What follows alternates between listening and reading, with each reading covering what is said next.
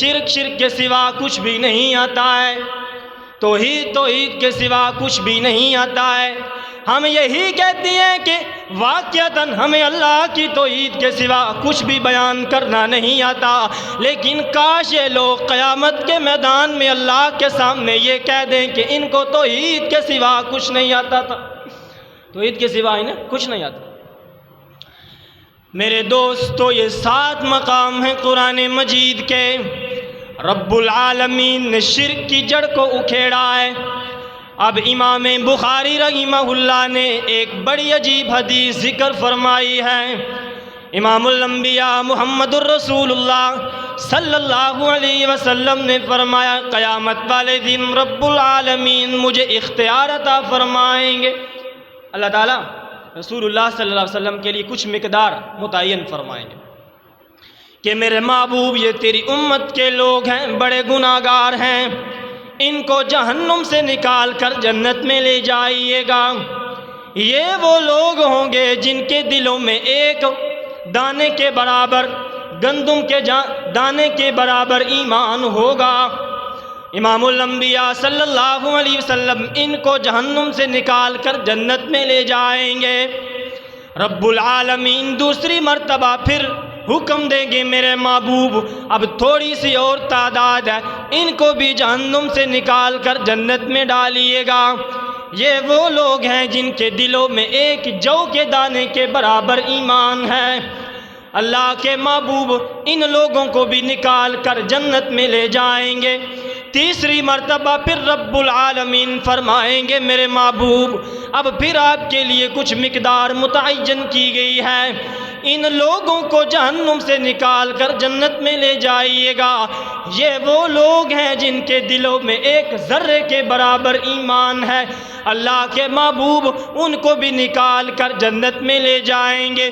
چوتھی مرتبہ جب اللہ کے محبوب جہنم کی طرف چکر لگائیں گے کہ اپنے امتیوں کو نکال کر جنت میں لے جاتا ہوں، لیکن رب العالمین کے حکم سے دروغہ جہنم حضرت مالک علیہ السلام عرض کریں گے، اے میرے محبوب اب آپ کا کوئی بھی امتی جہنم میں نہیں ہے سوائے اس انسان کے جو دنیا میں اپنے رب کے ساتھ شرک کر کے آیا ہے، جو دنیا میں شرک کر۔ وقال محمد بن اسماعیل البخاری، امام بخاری اس حدیث پر تبصرہ فرماتے ہیں اور فرماتے ہیں یہ وہ لوگ ہوں گے جن کے بارے میں رب العالمین نے سورہ مائدہ میں فرمایا کہ انہو من یشرک باللہ فقد حرم اللہ علیہ الجنہ۔ یہ وہ لوگ ہوں گے جن پر رب العالمین نے جنت کو حرام کر ڈالا ہے۔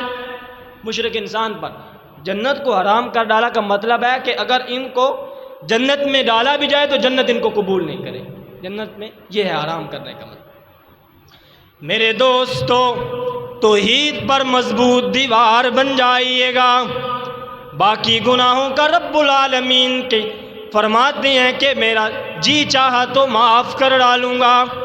امام الانبیاء محمد الرسول اللہ صلی اللہ علیہ وسلم نے حضرت معاذ ابن جبل رضی اللہ تعالیٰ عنہ کا ہاتھ پکڑا ہے۔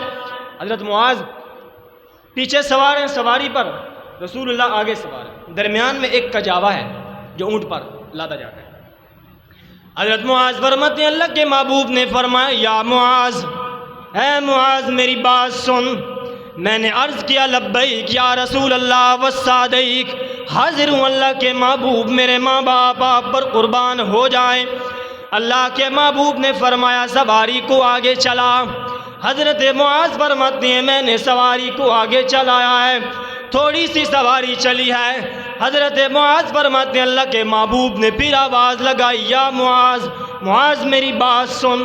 حضرت معاذ عرض کرتے ہیں لبیک یا رسول اللہ والصادیق، حاضر ہوں اللہ کے رسول، میرے ماں باپ آپ پر قربان ہو جائیں۔ تیسری مرتبہ اللہ کے پیغمبر نے پھر آواز لگائی، یا معاذ، اے معاذ میری بات سن۔ حضرت معاذ ابن جبل رضی اللہ تعالیٰ عنہ عرض کرتے ہیں لبیک یا رسول اللہ والصادیق، حاضر ہوں اللہ کے محبوب، حکم فرمائیے گا۔ اللہ کے پیغمبر نے فرمایا اے معاذ، چاہے تیرا جسم لوہے کی کنگھیوں کے ساتھ چھیل دیا جائے، چاہے تجھے سولی پر لٹکا دیا جائے، پھر بھی دو کام کبھی نہ کرنا، کبھی رب العالمین کا سجدہ قضا نہ کرنا، کبھی اپنے رب کے ساتھ شرک کر کے نہ آنا۔